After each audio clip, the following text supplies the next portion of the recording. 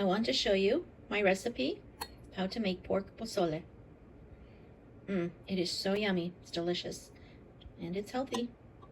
I'm going to show you how. I'm going to show you how I do it. I'm just going to go over the ingredients, okay? First, the star of the show is the white maize. This is a giant can. It's over 6 pounds. And I have over 9 pounds of pork butt roast bone-in, okay? I can also use pork shoulder, which I usually have used, okay? Then you're going to need onions, bunch of tomatoes. If your tomatoes have a waxy film on them, what I do is in my gloved hands, I get some dish soap and I massage each tomato. I leave it on there for less than a minute and then I rinse it very, very well to break off that waxy film. Okay, it's going to be healthier for you like that. You know, if you have organic tomatoes, you don't have that problem. You must have onions, okay? And then you must have these dried chilies. These are guajillos. These are pasillas, okay? These are Chinese arbol. These are spicy, so be careful with that. Garlic, and we're going to use a little bit of ginger. For the spices, cumin, cinnamon, tiny bit of cloves, a little bit of turmeric. The herb is oregano. Red wine vinegar. And then we're going to use some chicken, broth, stock, bouillon, okay? If you don't have fresh tomatoes, remember you can use some tomato paste and liquid, preferably some chicken broth to go with that, or tomato sauce. Tomato sauce requires adding less liquid than the tomato paste, okay? While I have about 2 cups of water boiling in a pot, then I'm going to put this dried peppers in. I'm going to show you how I cut these, okay? Now, cut them gently because they could explode in front of you. The seeds can come out. And they're really concentrated over here near the stem, okay? Tap, tap, tap, let the seeds come out. The seeds are not really spicy, but no, they're not spicy at all, I think. But they can be annoying in the soup. So it's up to you if you want to take them out. And then I cut these into pieces to help get the flavor out of them when we put them in the boiling water. Okay? So you collect the seeds, you could throw that away or throw in your garden. Alright, I'm going to put the dried chilies in the simmering water. Okay, just going to let it sit there a couple of minutes. And we're not, and when we take those skins out, we're not going to throw away the liquid, okay? Okay, I'll show you how I prepare the tomatoes.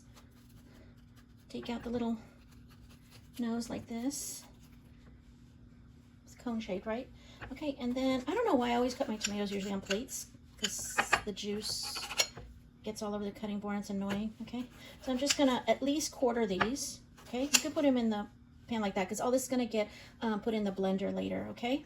So it's up to you. If you want your food to cook faster, then you can chop them into more pieces. All right, so I'm going to continue doing that with the tomatoes. And then I'm also going to chop up the onions. And I'll slice it this way. The more you slice your onion, the more flavor you get. And the more quercetin is released. And quercetin is very good for you. Anti-cancer.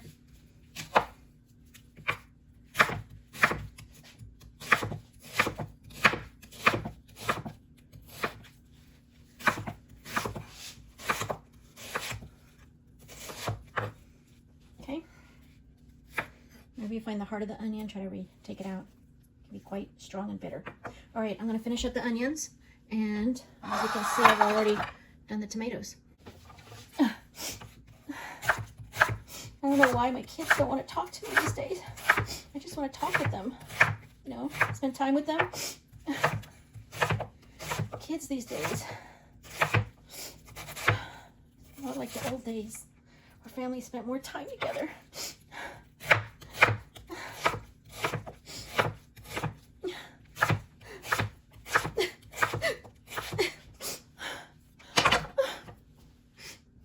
Okay, I'm setting aside half of the large onion. Okay, and I'm actually not going to put this in the sauce. I'm going to just toss it in later when we add the meat. So we have some onion bits in there, okay? Okay. Set it aside, cut all the noses off. Set it aside. Pop the nose off, set it aside. Chop the nose off, set it aside. Then I come back at the side of the knife, just punch it, and then the skin peels off easy. That's how I do it. Just like a little assembly line. And when you crush the garlic, they say that this is the best way to release the benefits of the garlic, and then to wait several minutes before you actually cook it. So it takes time. Once it's been crushed like that, it's doing its magic, whatever. Okay? Don't cook with it right away, because you'll get more benefit from the garlic. Garlic is also cancer killer. Okay, so I'm gonna do some more cloves. Okay, we just need to rough chop it, because remember, we're gonna put this in a blender, but I'm trying to get maximum flavor. The chopped garlic in there, and I peeled and chopped up a little bit of ginger. Some of the dry peppers that have been simmering for a couple minutes. And the tomatoes.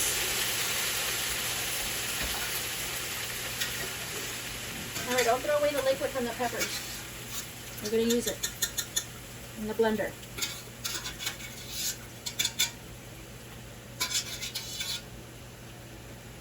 Up, so add some kosher salt, black pepper, the standard.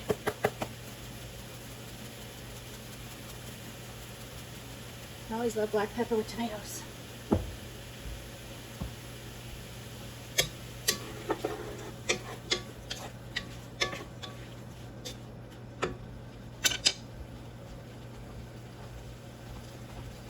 Let's add our onions.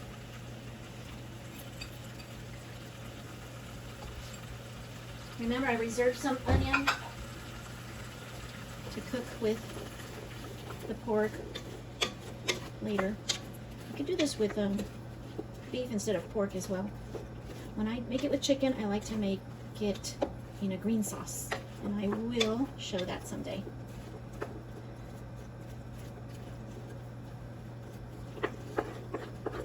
Okay. Then we're going to add our garlic and ginger.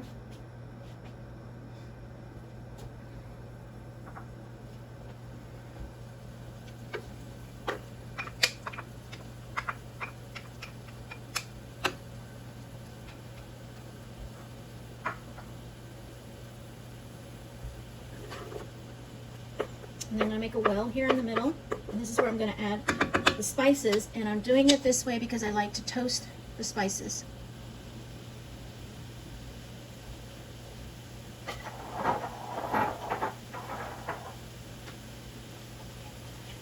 Now, remember, this is a huge pot that we're making a lot of pork, a lot of pozole, so don't be scared of the amount of spices I'm putting in.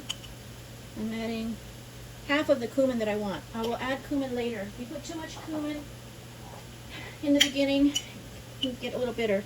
Tiny bit of cloves, ground cloves. That is a lot, but remember, this is a huge pot. Turmeric. And I'm going to add ground cinnamon instead of cinnamon stick. So it's about a teaspoon. You don't want to really taste cinnamon. Just really adds to the overall flavor. And then some crushed oregano.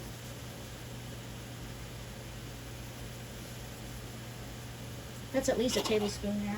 I'll probably add more when I'm cooking the meat. And I'm just going to add a little bit of oil in there because the oil is important with the spices. And this happens to be olive oil. Alright, let's give that a little stir.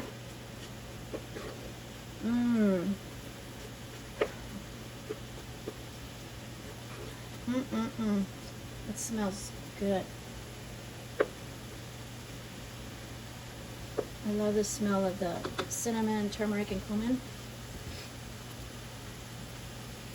Alright, now let's just stir this all in now that we got the spices toasted and mixed with a little oil.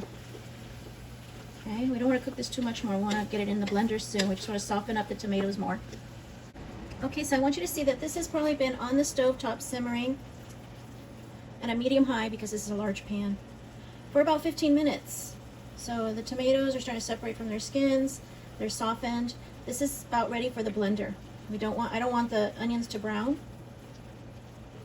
So keep stirring. And the tomatoes are releasing their juices to make sure that nothing really gets browned or burnt. Okay, and I'm probably gonna have to do this in 2 batches in the blender because there's so much. And I have poured out the liquid from where I softened up the chili skins, peppers. So I'm gonna add the chicken bouillon to this.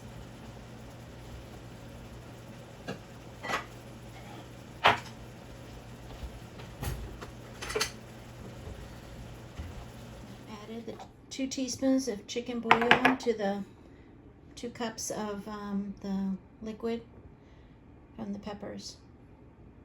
And now we're just going to wait for this to cool before we process in the blender, because we don't want to create an explosion, so be patient. And don't worry, I have not forgotten about the red wine vinegar. Okay, we're still waiting for the veggies to cool. I put the other half in a large bowl here, and just a little tip, if you want it to cool down faster, open up the center and pull everything off to the sides. Or you can also divide this into another bowl too. So just a little patience. Okay, I'm gonna puree this carefully. There's a hole at the top to release the hot steam. Okay, I've poured about half of the mixture, the pepper water, mixed with 2 teaspoons of chicken bouillon. There's actually more than 2 cups in here, okay? And then I'm gonna add a little splash of the red wine vinegar, and then I will process the second batch. If I have to, I'll add a little bit of water here. Start gentle. Release the steam.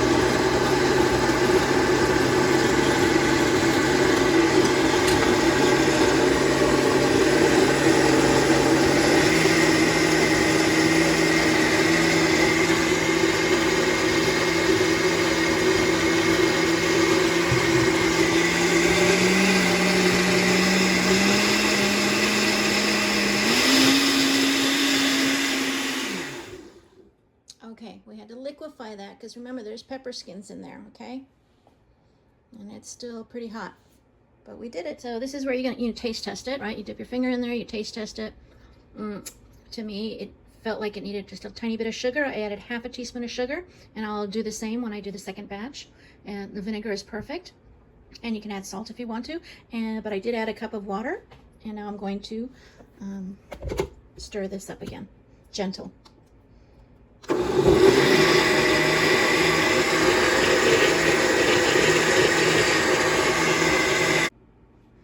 Okay, now we got to cut up the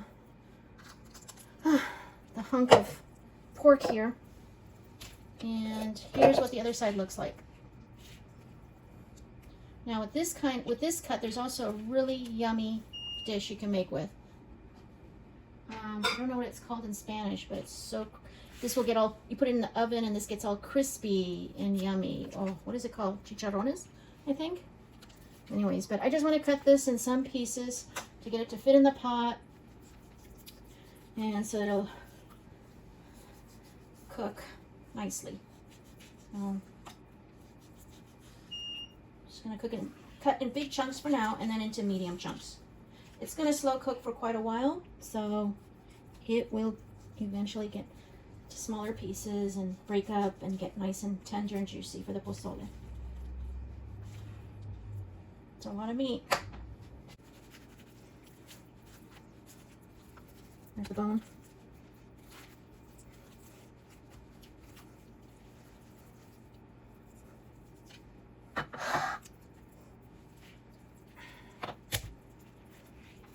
Let's see if I get this off.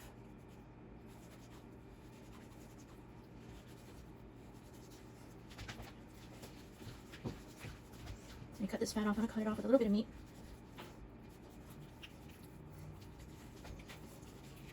I'm starting to think we might need even some more meat put in this pot.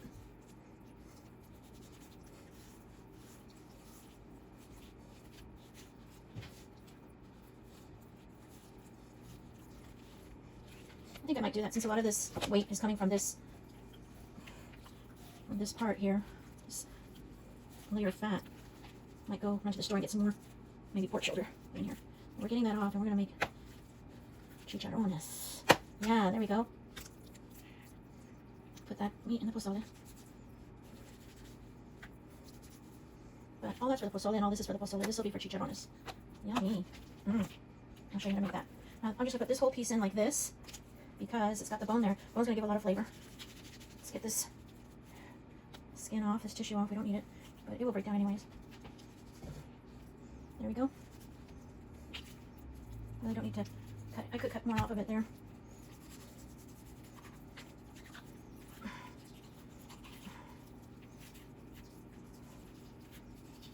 I'm sure this doesn't look so pleasant for the video. Take some of this away. I'm going to trim some of that into smaller pieces. And while I'm cutting up the meat, I got the sauce on the stove heating up. And I added about 4 more cups of water to it. When you add water, you might have to add some more chicken bouillon. Now, to add some more flavor, you can either add some red wine, white wine, or beer, or soy sauce. I wouldn't combine. I would just add one of those. And when your sauce starts to simmer, we're going to add the meat.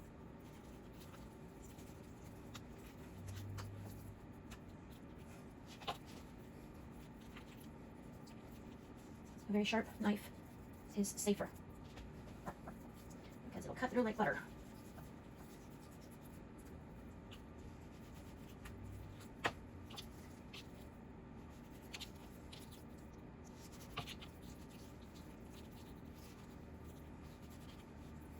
You can also make pozole with beef. Okay, these are looking good. I'm gonna have to. Okay, I'm gonna cut that into some smaller pieces. Okay, the sauce is about to simmer. I'm gonna add some soy sauce because I'm not adding beer or wine.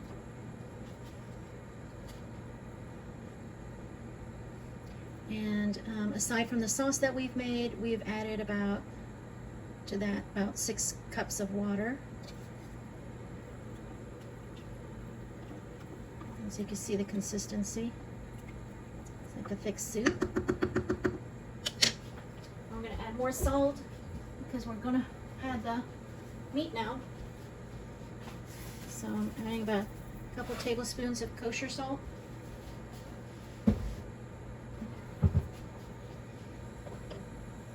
And this is a pressure cooker. Right now it's on high. I'm going to adding room temperature meat to it. Let's hope that it all fits. It's a lot of meat.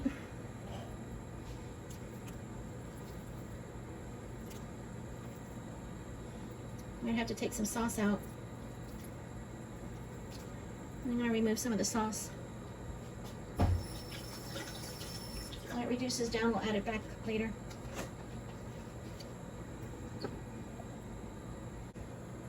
Okay, we got all the meat in there. We did take some of the sauce out. We'll add it back later. And so I'm just going to put the lid on it, not close it tight. Just kind of loose. And when it boils, when it comes to a boil, we're going to put the heat down to medium. In Spanish, it's called espuma. And I guess in English that would translate to foam. Okay, I have to bring the pozole outside because I had to put it in a much bigger pot. Now here I am adding a couple more cups of boiled water with chicken bouillon. I'm just going to stir the pot.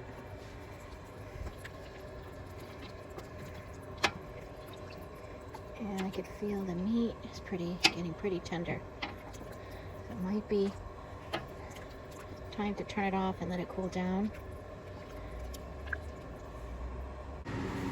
Okay, here's the pozole the next day. I've already added the can of corn. I've added a bag of peas. And I've added some more oregano. And I've added a teaspoon of cumin. Remember I said I don't put too much at the beginning because it kind of gets bitter. And I'll tell you my secret. I added a couple drops, about 3 drops of liquid smoke. And I taste tested it. It needed salt, so I added more salt. And it's delish.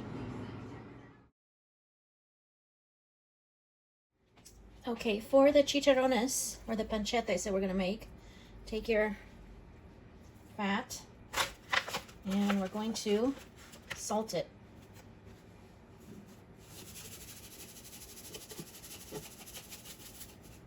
Okay, flip that, and again, salt this side. Okay, I'm just going to let that salt sit on there for a couple of hours, and then we're going to cook it, because we're going to make chicharrones.